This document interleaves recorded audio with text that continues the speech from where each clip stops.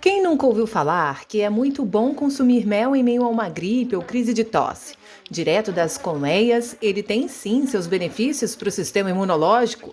E o que tem de gente apostando no mel para combater a Covid-19? Prova disso é o consumo, que aumentou bastante do ano passado para cá. Fernanda é da área da apicultura há quase 10 anos. Trabalha junto com o pai, cuidando de centenas de colmeias na cidade de Itapetininga. Fornece mel para empresas exportadoras. Desde março de 2020, início da pandemia, viu as solicitações pelo produto subirem bastante, o que foi possível atender graças aos novos equipamentos. Ele tinha uma centrífuga mesmo, ele centrifugava o mel na centrífuga que era manual, não era nem elétrica.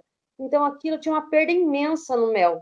Aí já foi o primeiro passo. Eu falei, pai, vamos comprar uma centrífuga elétrica para a gente ter mais rentabilidade, para ter menos perda no mel. A exportação mesmo, que sempre compra nossa aqui, ela estava procurando mel antes mesmo da gente ter colhido o mel. Então, eles já queriam fechar contrato com a gente, assim, um negócio, fechar antes da gente ter colhido. Hoje, Fernanda e o pai cuidam de 400 colmeias. Cada uma produz aproximadamente 20 quilos de mel por safra.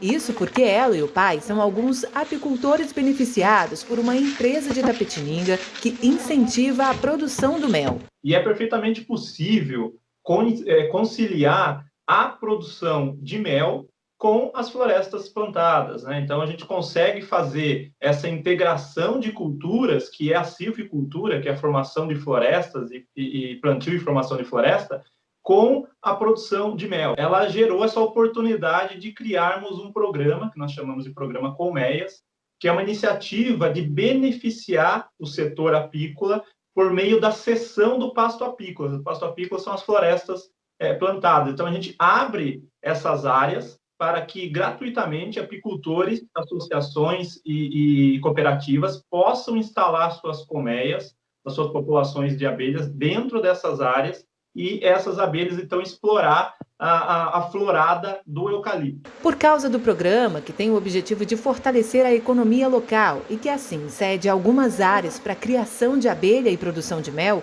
a Fernanda e o pai conseguem produzir mais de 4 toneladas de mel de eucalipto por safra. E parte dessa quantidade já cruza fronteiras e vai parar até em outro continente. A gente tem, aqui na nossa região, a gente tem 3 safras de mel durante o ano. E todo esse mel se vende para exportação.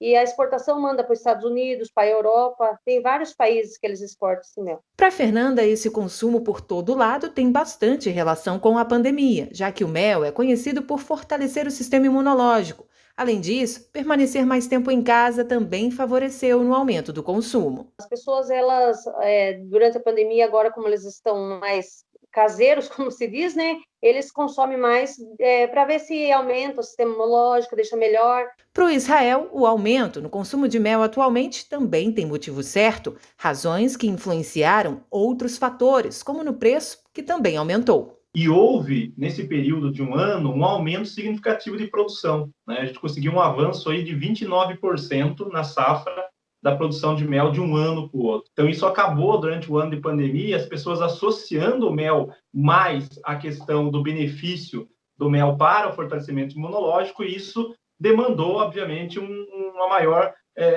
procura no mercado pelo mel. Houve uma procura maior por questões também culinárias, né? As pessoas estão mais tempo em casa e estão aproveitando esse tempo para poder usar o mel ali em receitas, enfim, usar e abusar da criatividade para uso do mel. Realmente, o mel pode ser muito bom para a saúde, como explica essa nutricionista, mas atenção, não combate a Covid-19. O mel, assim como todos os outros alimentos vindos da natureza, que têm nutrientes, vitaminas e minerais essenciais, vão sim fortalecer o nosso sistema imunológico. E seja para a defesa do corpo ou para adoçar a vida, assim como tudo, na hora de consumir mel, independentemente da finalidade, é preciso ter equilíbrio. O mel é um alimento rico em açúcar, então nós temos sim que tomar cuidado com as quantidades. O ideal é entre 10 a 25 gramas por dia, então fica entre uma colher de chá a uma colher de sopa por dia, e cuidado com os excessos. A nutricionista também faz um alerta sobre o consumo de mel por crianças, já que muitos pais preferem não dar remédio, e sim mel,